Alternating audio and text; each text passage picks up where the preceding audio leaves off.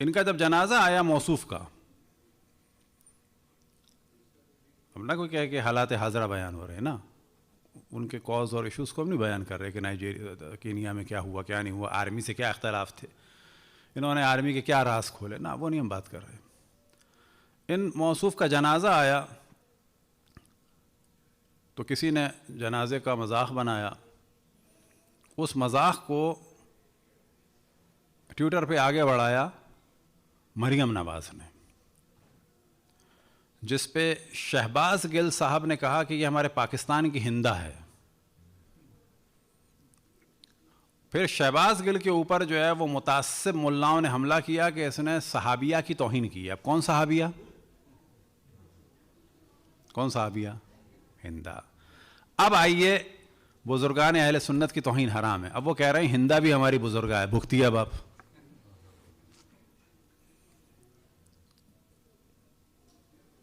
ہندا وہ کہہ رہے ہیں ہماری بزرگ ہے.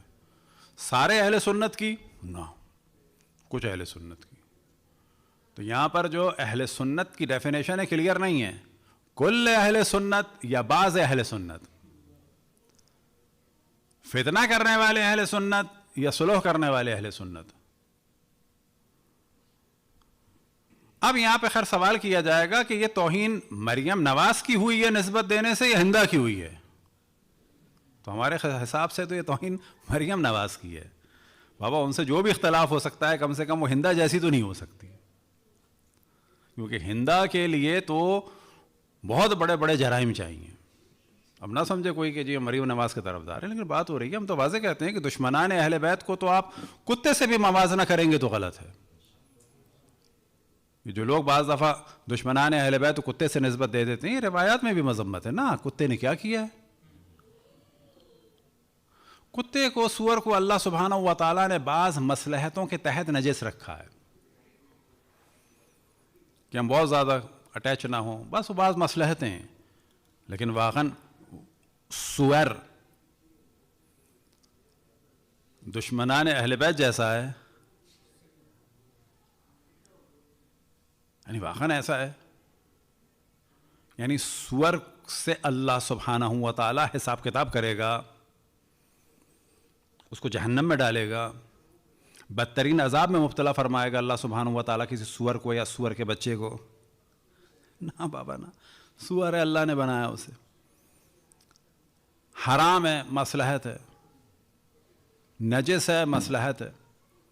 اس کے بارے میں تفصیل ہمارا ڈسکشن ہے. بعض چیزیں جو حرام ہیں ان میں نقصان ہے، بعض چیزیں جو حرام ہے ایسا نقصان نہیں ہے. اس میں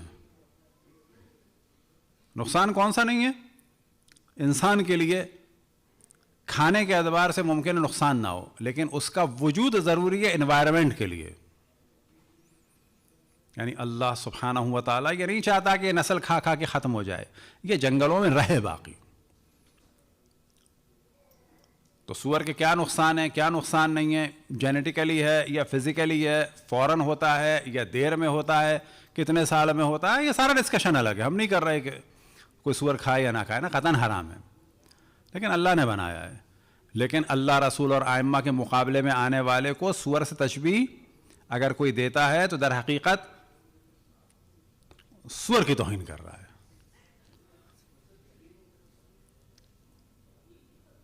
یہی وجہ ہے کہ ہمارے عام طور پہ کافر کو برا سمجھا جاتا ہے، لیکن قرآن یا بالفاظ دیگر اسلام کے حساب سے کافر برا ہے کہ منافق؟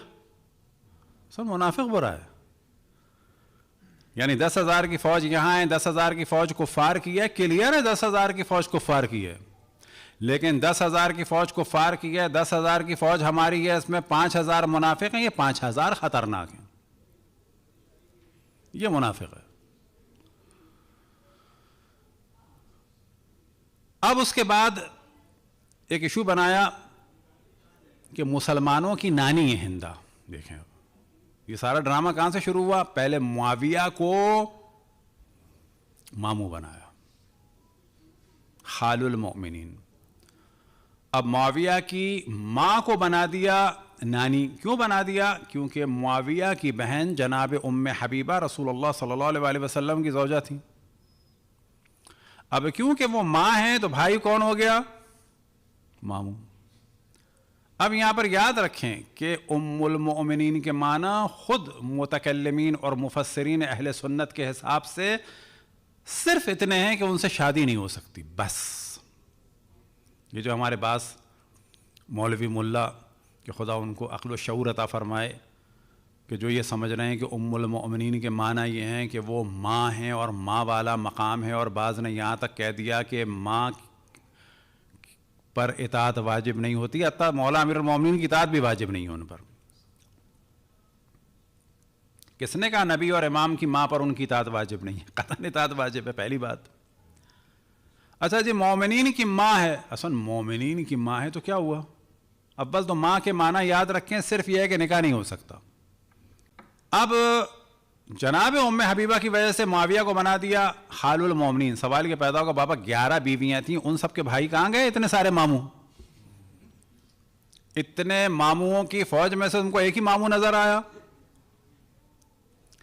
مفسرین اہل سنت نے واضح لکھا ہے کہ ازواج ام المومنین فقط نکاح کی حد تک، ٹھیک، نہ ان کی بیٹیاں مومنین کی بہنیں ہیں، نہ ان کی کے بھائی مومنین کے ماموں ہیں، اور نہ ہی کوئی اور چیز ثابت ہوتی ہے. صرف ثابت ہوتا ہے کہ ان سے نکاح حرام ہے. لیکن خیر زبردستی انہوں نے معاویہ کے لیے فضیلت نکالی خال المومنین. اب فضیلت نکالی ہے ہندا کے لیے کیا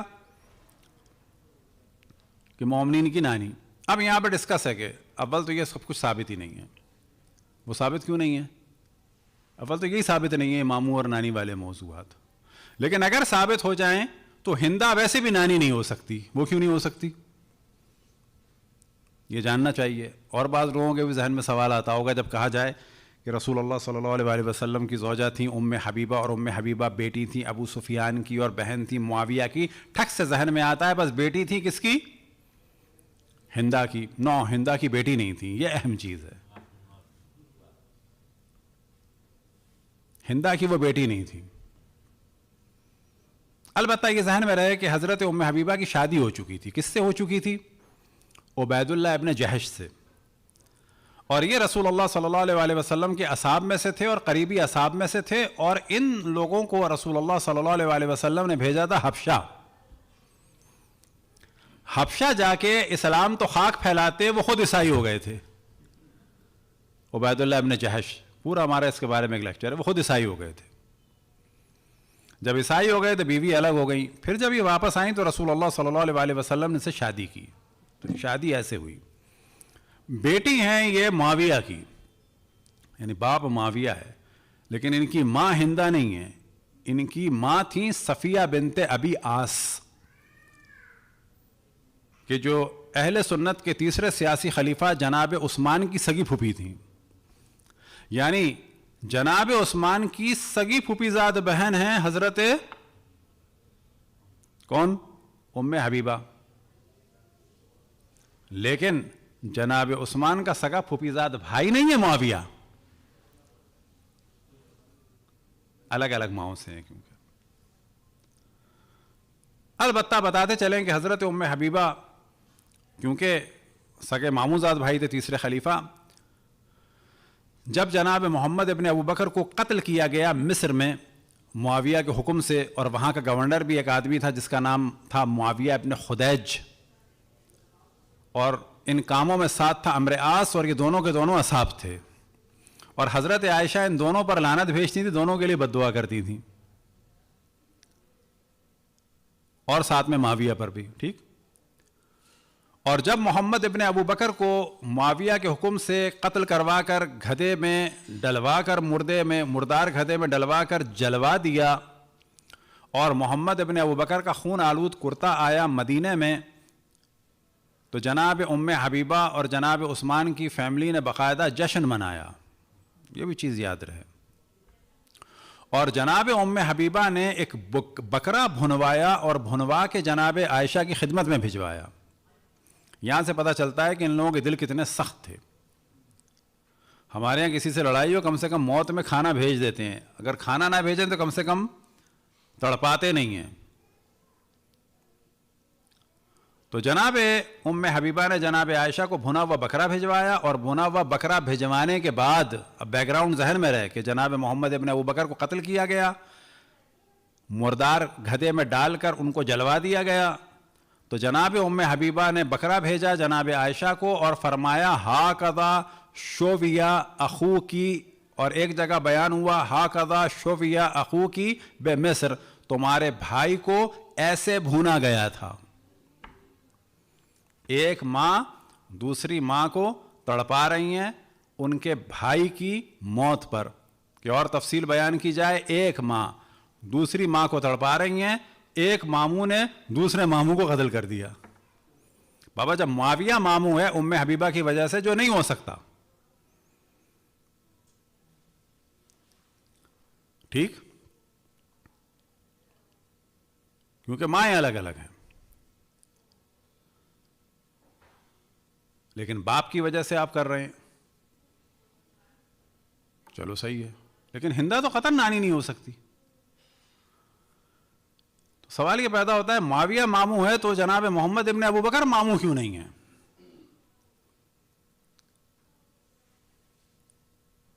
تو یہاں سے پتہ چلتا ہے کہ چھوٹی چھوٹی چیزیں، لیکن اس سے پاکستان کے ماحول کو خطرناک بنایا جا رہا ہے۔ نتیجہ کیا ہوا؟ شہباز گل صاحب نے باقاعدہ معافی مانگی ہے۔ کیوں شور مچایا ہے؟ کہ جی ہندا صحابیات میں سے ہیں۔ اب یہاں پہ سوال یہ پیدا ہوتا ہے کہ ہندا نے اسلام قبول کرنے کے بعد، اول جو اسلام قبول کیا ہے اس شرط پہ کیا ہے کہ تم لوگ زنا نہیں کرو گے، بیعت اس شرط پہ ہوئی ہے۔ یا وہ تعجب ہوگا، جو بیعت ہوئی ہے وہ اس شرط پہ ہوئی ہے کہ تم لوگ زنا نہیں کرو گے، اور جو زنا سے بچے ہیں انہیں تم لوگوں نے قتل کیا، یہ جرم ہے، لہذا زنا کے اگر بچے ہوں، یعنی ابھی بھی کوئی رہ گیا ہو، اسے قتل نہیں کرنا ہے۔ جس پہ ہندا نے جواب دیا کہ ہاں پھر تمہارے ہاتھوں مارے جائیں گے۔ اب ہندا کے بھائی اشرف الانبیاء کے مقابلے میں، ہندا کا باپ اشرف الانبیاء کے مقابلے میں، ہندا کا شوہر اشرف الانبیاء کے مقابلے میں، ہندا کا بیٹا معاویہ، اور خود ہندا کیا اشرف الانبیاء کو تڑپانے والی، جناب حمزہ کا کلیجہ چبانے والی۔ ہندا کا بیٹا کون؟ معاویہ، رسول اللہ صلی اللہ علیہ وسلم کے وصی اور خلیفہ اور جانشین اور داماد سے مقابلہ کرنے والا، اور اگر کھول کے بیان کیا جائے تو اہل سنت کے چوتھے خلیفہ کو خلیفہ نہ ماننے والا، اہل سنت کے چوتھے خلیفہ سے جنگ کرنے والا، پھر رسول اللہ صلی اللہ علیہ وسلم کے نواسے سے جنگ کرنے والا، پھر سازشوں کے تحت ایسا ماحول بنانے والا کہ وہ سیز فائر ہوا، یعنی امام حسن کی جو صلح ہے وہ در حقیقت سیز فائر ہے۔ تو نواسے رسول کے خلاف سازش کرنے والا، رسول کے نواسے کو زہر دلوا کے قتل کرنے والا،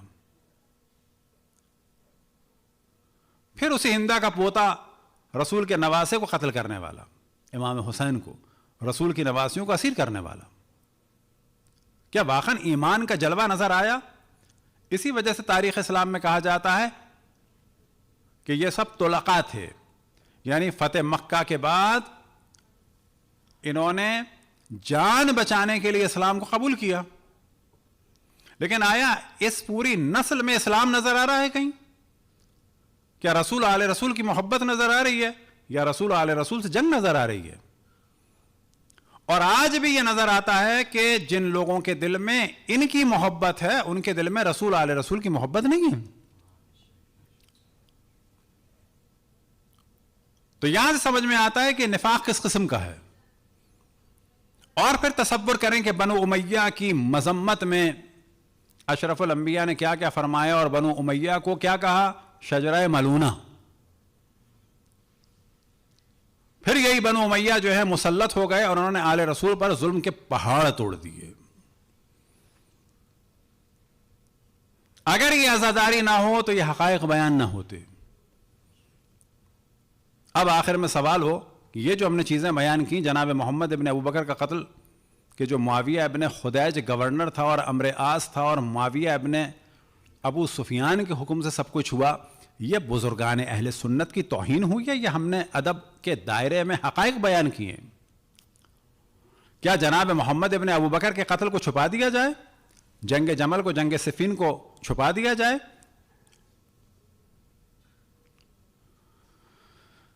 تو جب تک حقائق بیان نہیں ہوں گے، اور انہی حقائق کو بیان کرنے کے لیے ہے عزاداری امام حسین علیہ الصلوۃ والسلام.